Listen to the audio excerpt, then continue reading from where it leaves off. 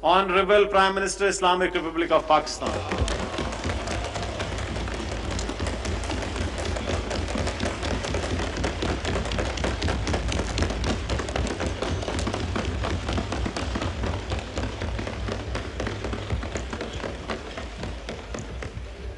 بسم اللہ الرحمن الرحیم. ایاک نعبد و ایاک نستعین. جناب اسپیکر، میں سب سے پہلے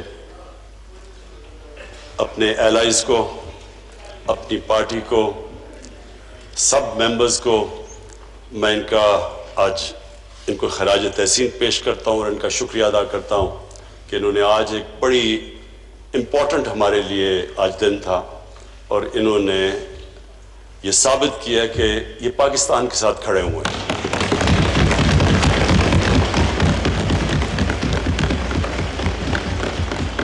میں اسپیکر صاحب فیٹف کے بل سے پہلے، کیونکہ بڑا کرنٹ ٹاپک ہے، جو ایک ایسا حادثہ ہوا جس سے سارا ہمارا ملک ہل گیا، وہ جو موٹر وے کے اوپر جو ثانیہ ہوا، میں صرف اس کے اوپر بریفلی یہ کہنا چاہتا ہوں کہ ہم نے جب سے یہ حادثہ ہوا، ہم یہ سوچ رہے ہیں کہ اس کے لیے ایک بہترین لیجسلیشن پاس کی جائے کہ آگے سے صرف ہماری خواتین کو ہی نہ پروٹیکشن ملے، بچوں کو بھی، جو چائلڈ ابیوز کے اندر بڑی بری طرح ان کی زندگیاں بھی تباہ ہوتی ہیں، ان کی فیملی بھی تباہ ہوتی ہے. یہ جو ریپ ہے، اس کو اس طرح یہ دیکھیں کہ اس کی وجہ سے ایک انسان کی زندگی تباہ ہوتی ہے، دنیا میں بھی، باہر کے معاشروں میں بھی، لیکن ہمارے معاشرے میں جس طرح کی ہمارا کلچر ہے، اس میں ان کی بھی زندگی تباہ، ان کی فیملیز بھی سفر کرتی ہیں. اور میں تو خاص طور پہ سوچ رہا تھا کہ ان بچوں کے اوپر کیا گزری ہوگی. یہ ساری زندگی کے لیے یہ ٹراما رہتا ہے. تو اس کے بعد ہم نے فیصلہ کیا کہ ہم 3 ٹیئر اس کے اوپر کام کریں. نمبر 1 تو پولیسنگ، رجسٹریشن. ساری جگہ دنیا کے اندر سیکس کرمنلز کی رجسٹریشن ہوتی ہے، سیکس آفینڈرز رجسٹرڈ ہوتے ہیں، ان کا ایک ڈیٹا بیس بنتا ہے، ان کو پھر فالو کیا جاتا ہے، کیونکہ دنیا کا تجربہ ہمیں یہ بتاتا ہے کہ جو سیکس آفینڈرز ہوتے ہیں وہ ریپیٹ آفینڈرز ہوتے ہیں. جس طرح یہ جو ایک ابھی بھاگا ہوا ہے جو عابد، اس سے پہلے بھی گینگ ریپ کی ہوئی ہے، اور پھر سے جو بھی اس کو سزا دی تھی، ظاہر ہے وہ عبرتناک نہیں تھی کیونکہ اس نے پھر سے کیا. اور یہ تو رپورٹ ہوا ہے سیکنڈ ٹائم. بیچ میں کتنے اس نے ایسے جرم کیے جو ان رپورٹڈ ہے. اور جتنا بھی ہم اس میں انویسٹیگیٹ کرتے ہیں تو ہمیں یہ پتہ چلتا ہے کہ یہ بڑا ایک چھوٹا سا نمبر رپورٹ ہوتا ہے. چائلڈ ابیوز میں بھی، جدھر بچوں سے ظلم ہوتا ہے، اور یہ ریپ کیسز میں بھی، کیونکہ ہم سب جانتے ہیں کہ وہ کس طرح کے ٹراما اور صدمہ سے گزرتے ہیں، بچے بھی اور جو خواتین بھی. تو اس کے اوپر ہم تیاری کر رہے ہیں ایک بل کی، لیجسلیشن کی، جس میں عبرتناک سزا ہو، خوف زدہ ہو لوگ. یہ کرتے ہوئے ان کو پتا ہو کہ کسی کی جب وہ زندگی تباہ کریں گے تو اس کے کانسیکوینسز ہیں. انشاءاللہ یہ بل تیار ہو رہا ہے، یہ آپ کے سامنے چند دنوں میں ہم پیش کریں گے. اور اس میں صرف یہی نہیں کہ عبرتناک سزا دینی چاہیے، اس کے اوپر بھی ڈسکس کر رہے ہیں، لیکن یہ بھی کہ جو ہم نے یہ بھی اسیس کیا کہ یہ بھی جو حال اگر ہم پکڑ بھی لیں، اور انشاءاللہ ایک تو پکڑ لیا، دوسرے کو پکڑ بھی لیں گے، اس کے بعد بھی اس کو کنوکٹ کرنا آسان نہیں ہے. کیونکہ جس طرح کی ایویڈنس چاہیے عدالت کے اندر، وہ بہت مشکل ہوتا ہے. کیونکہ ظاہر ہے جس طرح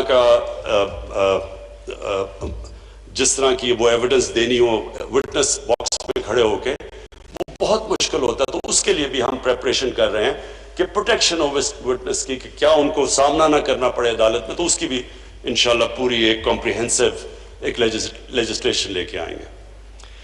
دوسرا جی، میں یہ جو فیٹف کی ساری لیجسلیشن اور یہ جو کہانی چلی ہے، میں صرف آج اپنے ملک کے سامنے، اپنی پارلیمنٹ کے سامنے، یہ جدھر جا بھی رہی ہے ہماری، یہ دیکھ بھی جو رہے ہیں پاکستان میں لوگ، دیکھیں جی، فیٹف کا ہمیں سب کو پتہ چلنا چاہیے کہ یہ فیٹف کوئی تحریک ہماری گورنمنٹ کی وجہ سے نہیں، ہم فیٹف کے گرے کے اندر آئے، گرے لسٹ کے اندر، یہ ہمیں وراثت میں ملا، انہیرٹ کیا ہم نے. اور سب کو یہ بھی پتا ہونا چاہیے کہ اس کی بلیک لسٹنگ کا مطلب یہ کہ پاکستان کے اوپر سینکشنز لگ جاتی ہیں، ہماری فائنینس، ہم باہر کے فائنینس سے ملک کٹ آف ہو جاتا ہے. اور وہ ملک جو پہلے مشکل حالات میں تھا اور جس کا سب سے بڑا پرابلم فورن ایکسچینج ریزروز تھے، فورن ایکسچینج ریزروز جب آپ اس سطح پہ ہو جو ہمارے تھے آج سے 2 سال پہلے، اس کا مطلب یہ کہ سارا پریشر پڑتا ہے کرنسی کے اوپر، روپے کے اوپر. اور ہم سب جانتے ہیں کہ جیسے جیسے روپیہ گرتا ہے ساری امپورٹس مہنگی ہونی شروع ہو جاتی ہیں، جس کے اندر تیل، جس کے اندر تیل کی وجہ سے بجلی، جتنی بھی امپورٹس ہمیں چاہیے ہوتی ہیں ہماری انپٹس انڈسٹری کے لیے، یعنی ساری چیزیں جب پیٹرول، ڈیزل، بجلی، یہ جب سب مہنگی ہوتی ہے، ٹرانسپورٹ مہنگی، تو آخر میں مہنگائی سے غربت بڑھتی ہے.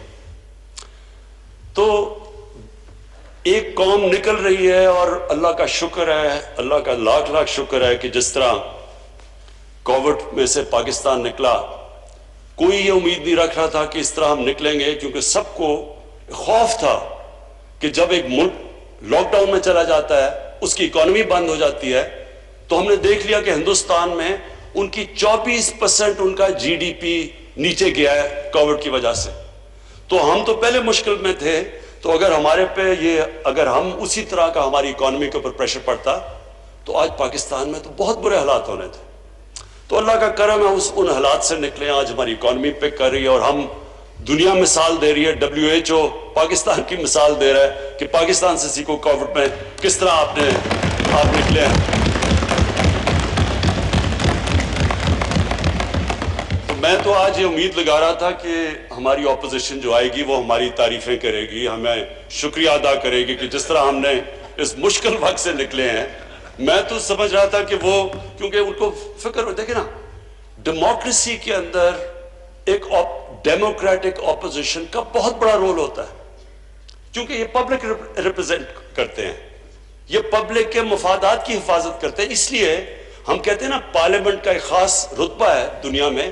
رتبہ اس لیے ہے کہ ہم عوام کے انٹرسٹ کی حفاظت کرتے ہیں، اس لیے ہمارے پاس ہمیں ایک سٹیٹس ملتا ہے، اس لیے ہمارے کئی جگہ ہمیں VIPs کی طرح ٹریٹ کرتے ہیں، کیونکہ لوگ سمجھتے ہیں ہم ان کے انٹرسٹ کو پروٹیکٹ کرتے ہیں. تو یہ جو جس طرح پاکستان نکلا ہے، اور اگر ورلڈ ہیلتھ آرگنائزیشن کہہ رہی ہے دنیا کو کہ پاکستان سے سیکھو، جس طرح پاکستان نکلا ہے کہ ہم نے اپنے لوگوں کو بھی بچا لیا. اللہ کا شکر ہے، ہندوستان سے آپ دیکھیں تو ان کے تو کیسز ابھی اوپر جا رہے ہیں، تو ہم نے تو ہمارے تو کیسز بھی ہمارے کنٹرول ہو گئے. اللہ کا شکر ہے کہ آج پاکستان کے اندر ہمارے ہسپتال پریشر میں نہیں ہیں، کیسز بھی نیچے جا رہے ہیں، اور ہم نے اپنی اکانومی بھی بچا لی. لیکن میں نے آج اپوزیشن کا جب رویہ دیکھا تو مجھے جو میرے دل میں خدشہ تھا، جو میرے ان کے اوپر میرے ویوز ہیں، سب اپوزیشن پہ نہیں، ان کے جو لیڈرز ہیں، وہ کنفرم ہو گئے. آج وہ کنفرم تب بھی ہو گئے جس طرح انہوں نے فیٹف کی لیجسلیشن کو اپروچ کیا. کیونکہ فیٹف کا بلیک لسٹ میں جانا مطلب اکنامک سینکشنز، اس کا مطلب کہ ہماری اکانومی کریش کرنا، اس کا مطلب روپیہ کدھر رکے گا، 250 پہ 300 پہ ڈالر جائے گا، کسی کو نہیں پتا، کیونکہ ہمارے پاس تو اتنے فورن ایکسچینج ریزروز نہیں ہے کہ ہم روپے کو سپورٹ کر سکیں. تو ان حالات کے اندر ہم یہ امید لگا رہے تھے کہ ہمارے ساتھ مل کے اپوزیشن فیٹف کی لیجسلیشن اس لیے پاس کرے گی کہ یہ پاکستان کے لیے ہے، ہمیں کوئی ذاتی فائدہ تو نہیں ہے. لیکن آج جس طرح انہوں نے نہ تو شکریہ ادا کیا ہمارا کہ جس طرح ہم نے بچایا پاکستان کو گورنمنٹ نے کووڈ سے، بلکہ میں نے تو ان کی تقریریں سنی تھی, مجھے مثال دی جا رہی تھی نریندر موڈی کو دیکھو اس نے کیسے لاک ڈاؤن کیا ہے. مجھے یعنی جس طرح کی تنقید, کسی نے کہا ایف آئی آر کاٹ دو, کوئی لوگ مرے تھے تو انہوں نے کہا جی اس کے اوپر ایف آئی آر کاٹ دو. تو وہ کرتے اتنی, یعنی جب تنقید کی تھی تو اگر اللہ نے کرم کیا تو ان کو پھر تھوڑی سی تو تعریف کر دینی چاہیے تھی. لیکن جو آج ان کا رویہ تھا اور جو ہماری نیگوسیشنز چلی اور ہم نے کوشش کی ان کو کنونس کرنے کی کہ یہ پاکستان کے انٹرسٹ میں ہے, یہ فیٹف کے ہمارے گرے لسٹ سے نکلنا اور کئی خدا نخواستہ بلیک لسٹ میں جانا, یہ تو پاکستان کا ایشو ہے. لیکن جو بھی نیگوشیٹ کر رہے تھے, جو انہوں نے جس طرح کی نیگوسیشن کی, میری ایک کنوکشن ہے کہ ان کے لیڈرز کا انٹرسٹ اور پاکستان کا انٹرسٹ اپوزڈ ہے.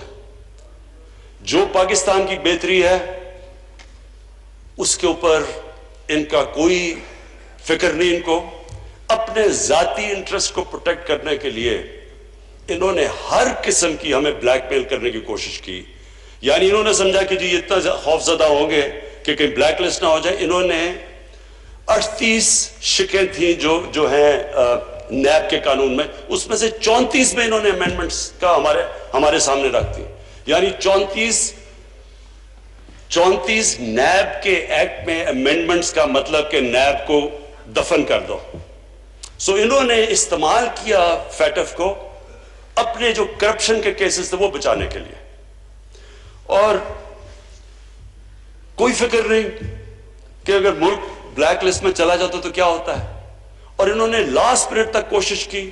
پھر جب انہوں نے دیکھا ہم بلیک میل نہیں ہو رہے, پھر بھی اینڈ میں جا کے پھنس گئے منی لانڈرنگ کے اوپر.